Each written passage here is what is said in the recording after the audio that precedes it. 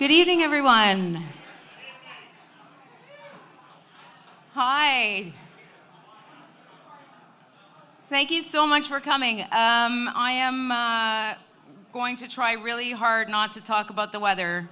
And if you know me, you know that's kind of my go-to, but it's amazing that you're all here through this. So good evening, ladies and gentlemen, honourable guests, Minister Vernile, Assistant Deputy Minister Finnerty, members of the Ontario Live Music Working Group, artists, industry, colleagues, and hello to my mom on Facebook Live. Hi, Mom. Yay. My name is Erin Benjamin. I'm the Executive Director of Music Canada Live, Canada's National Live Music Industry Association, and we are very pleased to be your hosts today. We are here to celebrate the launch of the Vision for Ontario's Live Music Industry, an industry-driven snapshot of some of the key challenges and issues facing live music today, with recommendations which, when addressed, will fuel the energy, knowledge, capacity, and potential of our industry for an even stronger and more dynamic Ontario live music sector. So we have an exciting and action-packed program for you. You'll hear from industry as well as the minister, exceptional artist Royal Wood, who will also perform. Woo! As will the incredible Jully Landreth and the very special Jully Black. So thank you again very much for coming and for braving the elements. And to all our friends, I know many of you are watching on Facebook Live because you couldn't get here. Thank you for making the effort. A big shout out to Sean Bowering. Where are you, Sean? And the team here at the Garrison. We're super chuffed to be in such a great live music venue. So, despite living in an era where digital entertainment is a click away on our devices, accessible from the safety of our couches, the live music sector continues to grow and it continues to thrive, and as we all know, it continues to be the most substantial source of revenue for many artists. Why? Because it gives us that thing, that unique connection with the artist that moves us or destroys us or puts us back together in small, intimate venues, concert halls, stadiums, and everything in between. But those of us in this room, we already know that. We intrinsically understand the emotional, as well as the economic, the cultural, and the social value of the live music experience. And we know its benefits are limitless. And yet for years, decades even, those benefits have gone largely undocumented, undefined, and under-recognized until recently. You have all, every one of you in this room, helped to make Ontario the leading center for live music that it is, both on the national and the international stage, which is why it was so important for us to have you here with us tonight. Promoters, clubs, venue owners and operators, festivals, presenters, agents, artists, our friends in ticketing, and those who supply goods and services to the live music industry, other associations, media, government, and companies who care. We are the people behind live music, and with thanks to our friends at the Ministry of Tourism, Culture and Sport, we are ready to ensure that Ontario's live music industry is positioned to succeed and expand. Recognizing the growing importance and potential of live, the Ontario Live Music Working Group was created in January 2013 as a new and unprecedented forum for collaboration between industry and government.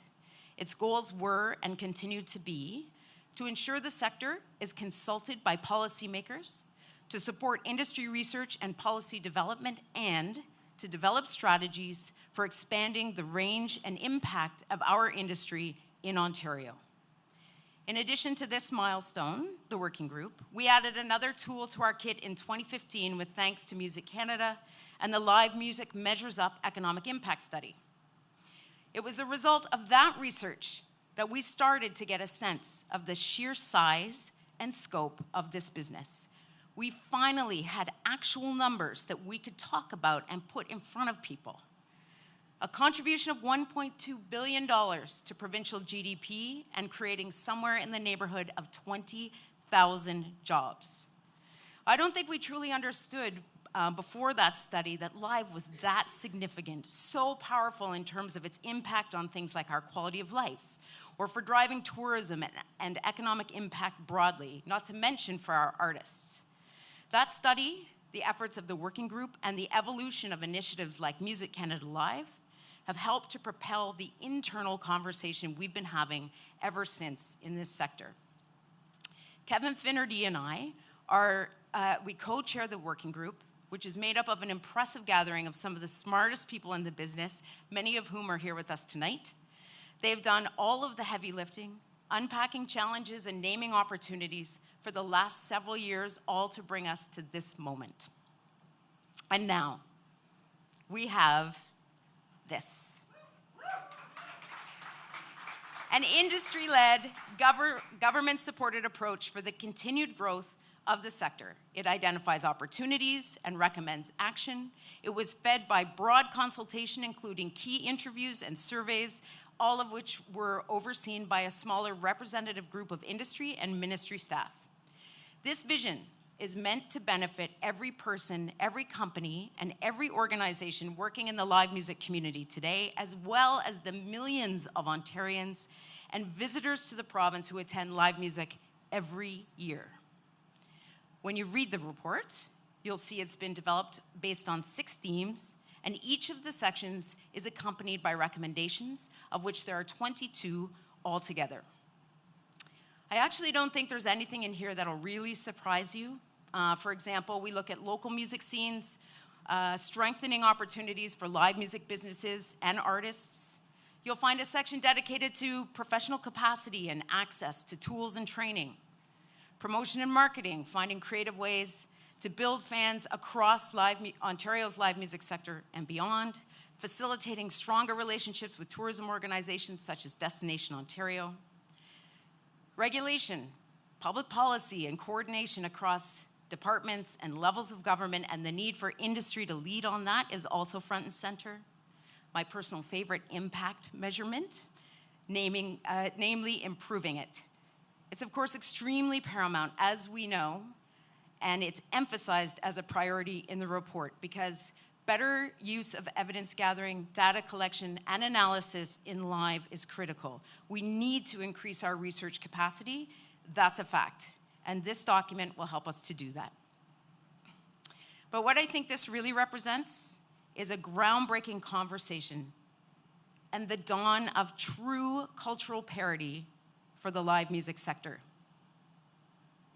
We know it'll generate new and essential conversations across the broader music industry and hopefully with some of our national and other provincial funders and agencies. The work of the Ontario Live Music Working Group will now shift towards setting priorities based on what you'll read in the document, developing plans to actualize the recommendations, and encouraging engagement from you to bring this vision to life. So, we're delighted to finally share it with you. We hope you'll see yourselves in it, and we encourage you to read it when you get home and share it widely with your peers and networks. I'd ask you to think about how the recommendations can help us to accomplish our goals by relating it to what you do on a daily basis and how, in your opinion, it can help to improve the industry overall, because you don't get more win-win than this. There will be a role for all of us to play, and if you leave here knowing one thing, let it be this. The responsibility is ours, all of us. We have an extraordinary relationship with the ministry and this government, and we have a monumental opportunity at hand. So I know when we talk about studies and reports, our eyes can roll back in our heads sometimes. It's like, oh, another study, another working group, more meetings. But I'm here to tell you that this vision document is our launch pad. This is what it looks like when we ask government to listen. Others have come before us in this industry. They followed the same path, and now it's our turn. For its part, the Ministry of Tourism, Culture and Sport will continue to support the collaboration between Kevin's office and the Ontario Live Music Working Group, and together we will use this vision to work towards the development of an Ontario live music strategy. The vision came first, I think it had to, because we learned along the way, well, I think we knew this already pretty much, but we had a lot of work to do. We needed to frame the conversation, and this document does exactly that. As such, I would like to offer my deepest thanks to Kevin Finnerty. We have no greater champion, my friends, in the music industry. And in this document is his very deep commitment to live music and his incredible ability to see the very biggest of pictures. Thank you, Kevin.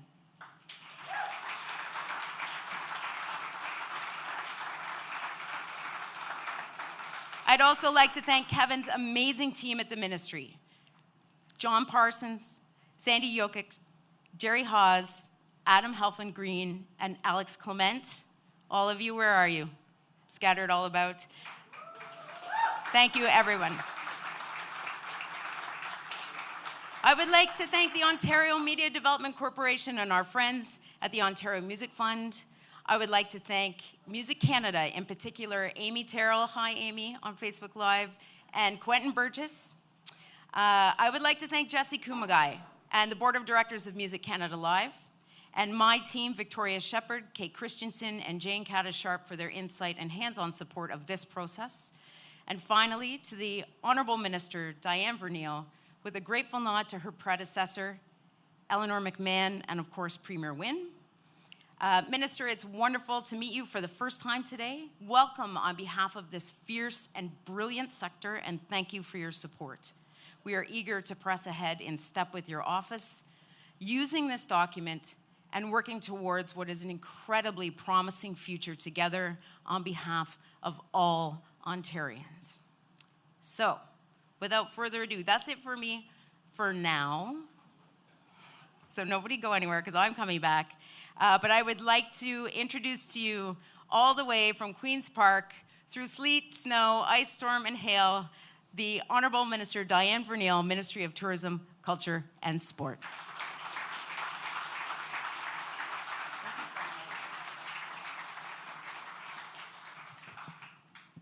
Thank you very much, Erin, and I apologize for the sound of my voice. I'd like to be able to say the reason I'm losing my voice is because I was at a concert last night screaming as a happy fan, but sadly that is not the case. I'm battling the flu. I think it's this crazy weather that we're having. But I'm delighted to be here with all of you, and to all of the members of the Ontario Live Music Working Group. Thank you for all of your excellent work in developing this vision for Ontario's live music industry. It's a significant collaborative milestone between the music sector and our government, so I'd like to recognize all the industry professionals who weighed in and were involved in producing this. You know, whether you're on stage or working behind the scenes, the unique set of talent and skills that you bear is a reason why Ontario has become a real hotspot for live music and music production. Our live music scene really is a reflection of the best of Ontario. You're showcasing the diversity of our voices, well, not my voice, but your voice. Thanks to you, our cultural expression and talent is celebrated on the international stage.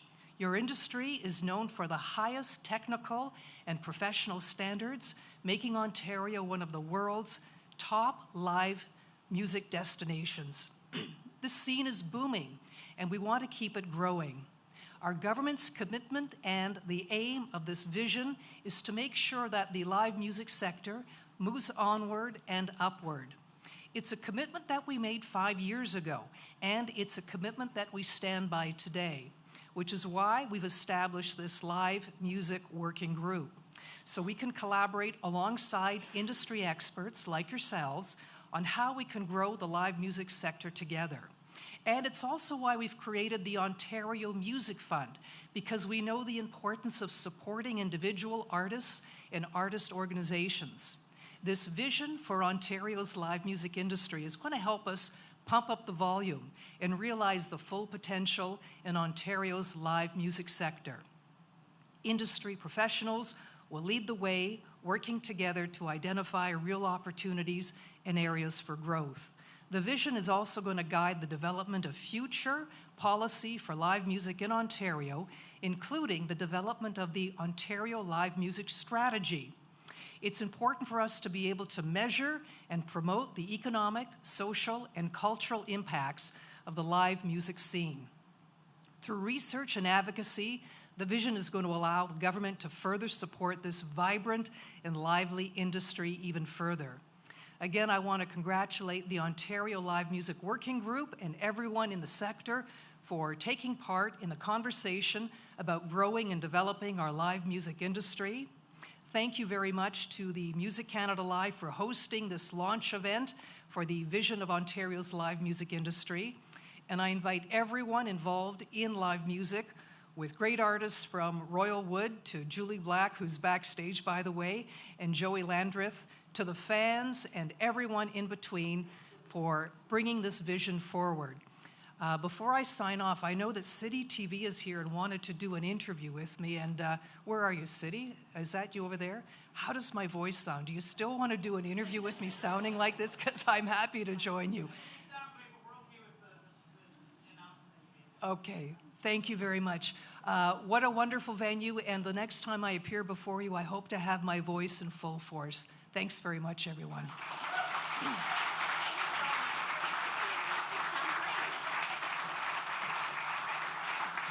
I don't know, I think she's got kind of a jazz singer thing going on, Minister. It was wonderful. We really appreciate it. We know it's a very, very busy time at Queen's Park, obviously, and we're grateful to have you with us. And again, it's a real pleasure to finally get to meet you. So, how are we doing so far? Isn't this fun? I would next like to introduce you to Lisa Zbitnew, who is going to say a few words. Lisa is well recognized. I'm sure many, if not all of you, know her. A senior executive, entrepreneur, and advisor with over 25 years of experience in fostering innovative environments, developing strong senior teams, and building industry-leading businesses in the consumer, entertainment, and lifestyle products industry, as well as the NGO sector. She probably best known to some of you in the room as part of the ownership team that transitioned the Docks nightclub into the Sound Academy. And Lisa is currently president, owner, and operator of the Phoenix Concert Theatre, one of Canada's most established concert halls, a place I was when I was 14 years old. Please don't tell anyone. Ladies and gentlemen, Lisa Zbitnew.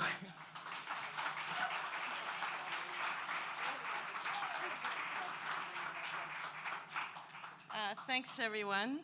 Yes, I know there's a game in an hour and a half. I've been told to talk quickly. Maybe my reputation makes you think I'll be up here for an hour and a half, but I just have a few brief comments. Beyond the game, there is a Dweezil Zappa show at the Phoenix tonight, $50 at the door. And like his dad, he plays for 2.5 hours, so you could still see some of the set after the game. So some of you may know my previous career was a long time on the recorded music side. Speaking of collaboration, I just want to give a shout out to Shane Carter, who's here tonight, who is the current president of Sony Music, and with his busy schedule on the recorded music side, still had time to come out and support the live sector. So big shout out. Thanks, Shane, wherever you are. I taught him well. I taught him everything he knows. So it was 2007, actually, that I transitioned to the live music sector. And, you know, at the time, the recorded music business was fraught with issues with piracy, but it still it was still a $500 million business. It still had big marketing budgets. It still had that international support of corporate headquarters. So when I moved over to live music, as Erin said, when we converted the Docks into Sound Academy, it was pretty daunting for me. I'd spent a lot of time since I was 14 in live music clubs, but not actually operating them. So I reached out to friends, promoters, and asked for their sage advice on what to do. A few bits of advice resonated with me. The first was that since Mozart, live music has been the one constant in the music business. and in fact, probably consistently the most successful. So that is still true today. The second one, and I think a lot of you know the legend behind this story, was that if you want to be a concert promoter, you should take a paper bag and fill it with $10,000 of your own money and set it on fire. And if you don't break it to tears, then you've got what it takes to be a promoter. So that also rings true still today. So working in live music, I've learned over time, isn't for the faint of heart or for people looking for a nice life balance. It's certainly not for people who are lazy, and it requires a huge amount of fortitude, frankly, and entrepreneurial spirit. And I don't think you can be in it without a true love and passion for the music. For 20 years, I had the advantage of big budgets and a safety net that if I made a mistake along the way, I was carried. On the live side, suddenly it's no longer other people's money. So the dynamic certainly changes, and I was really humbled to be in the company of people that made their living or even their legacy as venue owners, promoters, agents, managers, and of course the artists themselves. I learned really quickly it was a pretty amazing way to make a living, a great way to discover new talent, despite all the trials and tribulations, and of course the lack of an expense account. But I also learned that many of the live music entrepreneurs I met along the way had never had a safety net in their entire career. They had no context or concept of mentoring or infrastructure or of a support system. And their success or failure was based on the ability to really just figure it out on their own. So I think that's why an association like Music Canada Live, for those of you who have taken advantage of it, and if you haven't, you should, is such an important part of the live music ecosystem, to have an association that we can call our very own that allows us to network and share knowledge and galvanize as an industry for all kinds of support, whether it's financial support, it's government support as witnessed today with the minister sharing her time today, and even community support. So my first foray was with Sound Academy. We turned the old Docks nightclub into a live music venue and operated for 7 years, not without trials and tribulations. We took over that venue when it had been shut down, in fact. It is now the Rebel nightclub. Thankfully, they do still program concerts as well. It was a big investment, but after setting off a few big bags of paper money, we turned it into a profitable venture.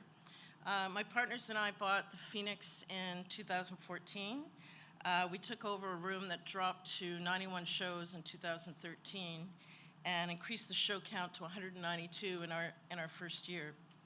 We're really proud of the team we have.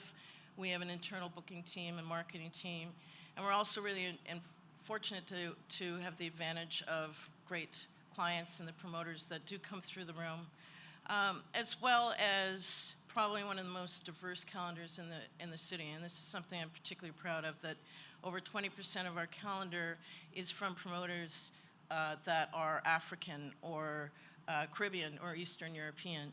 And of course, based on where we're situated, we're kind of an extension of the gay village. And so some of our biggest clients are in the LGBT community, using the venue on a regular basis for concerts and events. We've created a music series as well to give an opportunity to new artists that want to get to the next level. So be it a country series called Bright Lights Big Country, Hot Shots, Generation Live. These are all opportunities to get artists that otherwise wouldn't get to an opportunity to be on a big stage, to get in front of a full room, to get in front of agents, promoters, and hopefully help out their careers to get to the next level as well. So, in conclusion, I think, we're also fortunate to be in a country where our music culture is not only supported and protected, but we're actually recognized as a viable industry. This vision document is a testament to that. I think we all know that our friends south of the border probably don't come together this way very often. So for that reason, I think it is imperative that we all participate in the next phase of this document. I want to applaud the hardworking people like Jesse and Erin, Victoria. I think a number of the people that are actually part of the Ontario Live Music Working Group are here. Jully Black, I believe, is here. So good on you, because I realize I have to do more to collaborate. I think we're all collaborators in this room. So moving forward, this is a vision document. It's got to move to strategy and implementation, so everybody has an opportunity to contribute, do their part, and make sure that you're being heard, because there's a lot more that could be added to this document, and I'm sure people will be happy to have you lend your feedback and your support. On a final note, on June 7th, we have the opportunity to make our consolidated voice heard on the importance of culture and our industry. Let's keep the momentum going, and let's make sure we all get out to vote. God help us all. Thank you.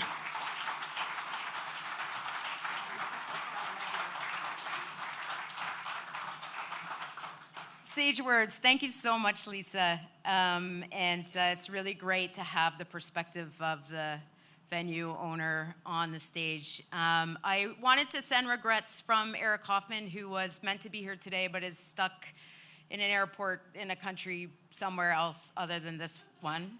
But he says hello. In case you're watching on Facebook Live, Eric, hi, and safe home. I wanted to also, I didn't do this during my speech, but I wanted to just take a moment to acknowledge the folks in the room just directly who are on either the task team who worked in a very hands-on way on the vision document, and the folks who sit currently on the Ontario Live Music Working Group. If we could all give them a massive round of applause. They put hours and hours and hours into this.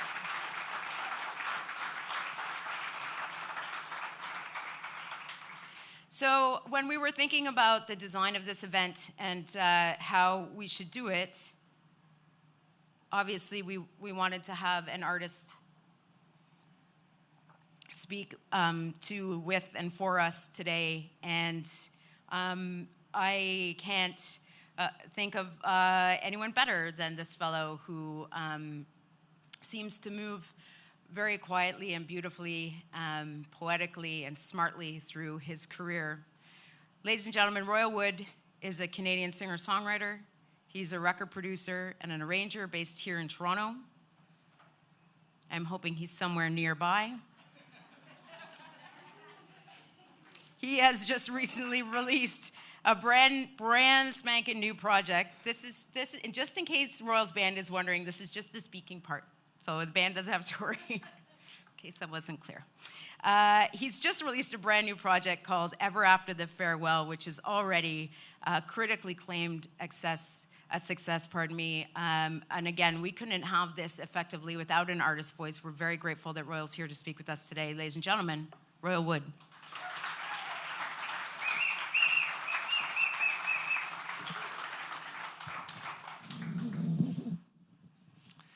Typical musical event, everyone's at the back. What's with the dead zone? All right, here we go. All right, well, welcome, distinguished guests. There we go. There's some brave souls. There's a couple landmines, but just careful. Welcome, distinguished guests, and welcome, ministers. My name, like I was introduced, is Royal Wood. I've been a professional artist and arranger and producer for coming up to 15 years now. So I know one or two things about the live music sector. It was actually because of venues like the Garrison here, one in particular called the Cameron House, good old Queen West. Cameron House, where I got my start back in 2006. Even though I had zero following, they were kind enough, after hearing my record, to give me a year-long residency, and I played once a week, every week, for an entire year. And I can say that very first show, there were maybe 8 to 10 people, and that final show, thankfully, it was sold out and no one else was allowed in. And it's those kind of moments in an artist's career that allow them to cut their teeth and find their voice and mature as an artist and become something that they long to be. And I remember at the end of that Cameron House show, I then took up an alliance with good old Massey Hall. And it's nice to have Jesse here as well, because they brought me under their wing and gave me my first show in 2010 at the Glen Gould Theatre. And then now I get to headline Massey Hall this May 11th. Yeah, thank you.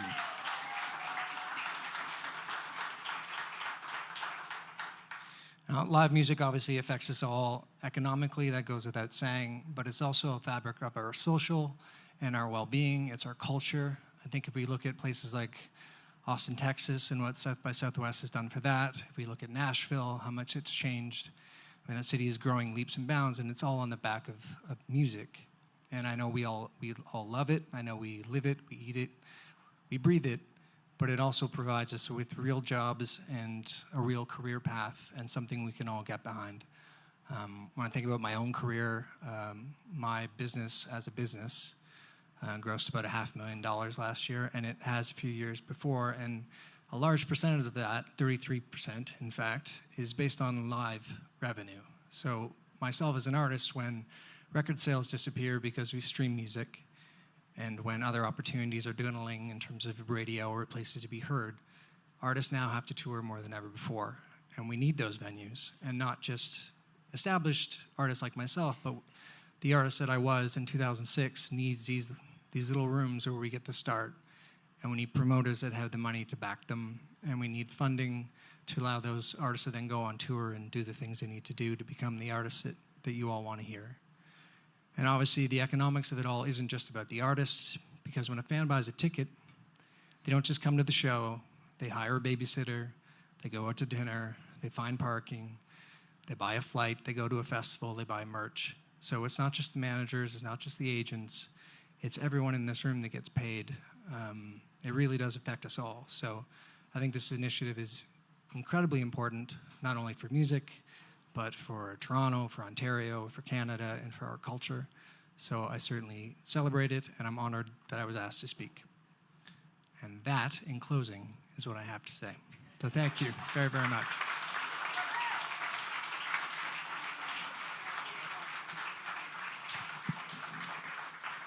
Thank you, Royal. And I think you made the point about the importance of venues of all sizes to an artist's career, and of course you'll find that front and center in this report. And I'd like to give a shout out to any of our friends watching from Ottawa on the Facebook live stream, who just recently, Mayor Watson and Council approved a music strategy for the City of Ottawa, which is an amazing feat. It took a long time to get there as well, and there are cities across the province, Barrie and Sudbury, London, Kingston, Kitchener-Waterloo, Hamilton, and others who are working really hard at drilling down municipally to ensure that they're building policies that entrench the value and the power of their local music scenes. So together, I think all of this is really connected, super important work, and ultimately what we're seeing is the, I don't know, sometimes I call it a renaissance, or golden age sounds like the next one wouldn't be as good, but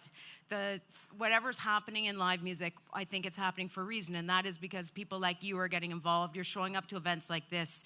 You're reading these documents. You're participating in the writing and drafting and the execution of them, and this is what it takes. And those of you who heard me speak before, you'll know that I have, and I alluded to this earlier in my remarks, I point to other sectors of the music industry that have long been organized. As Executive Director of Music Canada Live, it is occasionally a challenge to bring us all to the table, but when we do sit at the same table, we identify common goals. We're capable of this and more in the cities and towns in this province, in Ontario, and across this country. So I would like to, a couple of final shout-outs, to the staff, Paul on the board. I'm sorry, is it Vince who's running the Facebook stream?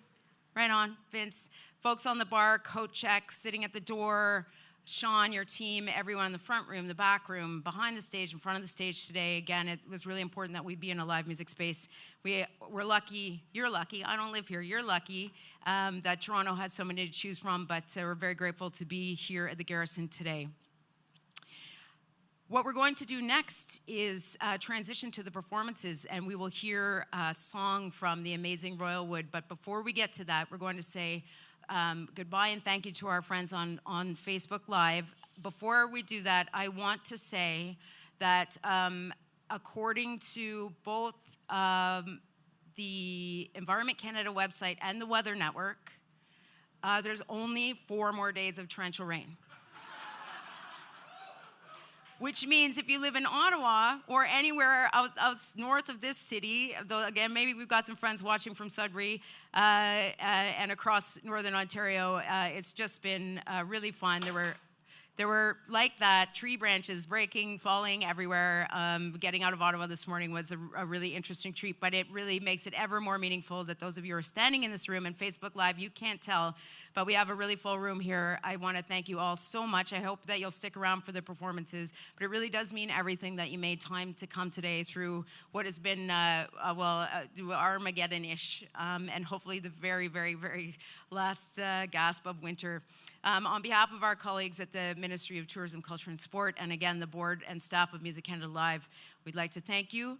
We look forward to working with you further on this. I'm happy to speak to any of you about next steps and what this is going to look like and help you get involved in a meaningful way, because this is as I've said, it's industry driven, which means every one of you in this room can play a key role, and we hope that you will get active and talk about this in your offices and at your organizations, and hopefully stimulate some interest in being hands-on from yourselves and amongst your networks, because that's how change happens. And I was going to talk about the fan earlier, but at least we have a fan. We have a fan. The fan is off now-ish. Is there some? Oh, Victoria, I can hear you in my head. We have a hashtag that I was supposed to mention a long time ago, and that hashtag is Victoria Shepherd.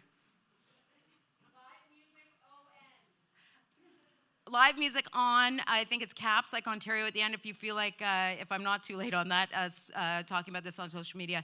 So we're going to wrap up. We're going to move to the performances. Goodbye, Facebook Live. Thank you very much for joining us today. Please, those of you in the room, stick around for some food and some of the best music you will hear anywhere on a rainy Monday night in the city of Toronto. Thank you.